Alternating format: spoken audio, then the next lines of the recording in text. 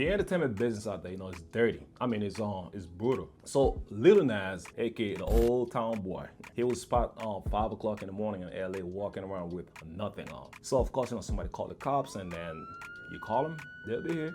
And I think Little Naz got to some kind of like, fight with the cops, and he punched on one of them a couple times. Long story short, now he's in jail.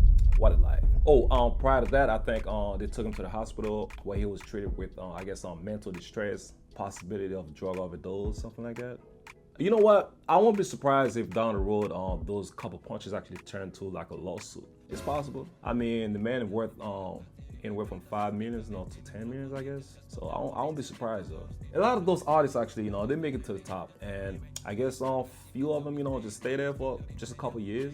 But a lot of them actually, they don't. And a lot of them actually don't even make it to the top. And then some actually will make a lot of them actually, let's just say, a few of them, make it to the top. They probably stay there for like a year or so, and down the road they try to repeat the process, but it's not working. And some of them actually, they can deal with that, but a lot of them, they just can't. They kind of like find, different ways not to deal with that. But at the end of the day, it is what it is.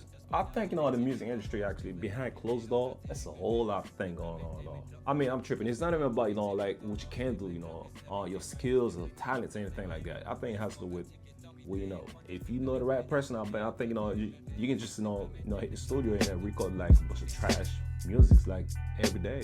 You're gonna stay relevant. Like, let's just hope, the man find, the kind of helps he need, man. I mean, this is crazy. I mean, when you're on the road, you're walking around with nothing on. I mean, like, that's like, now you're out of control, boy. It's like, like, what did it give you, boy? But let's just hope for the best, man. You know what I mean? So with that being said, it's Mr. Pop Tone, man. And you're watching Pop Tone at the same time. So I'll catch you on the next video.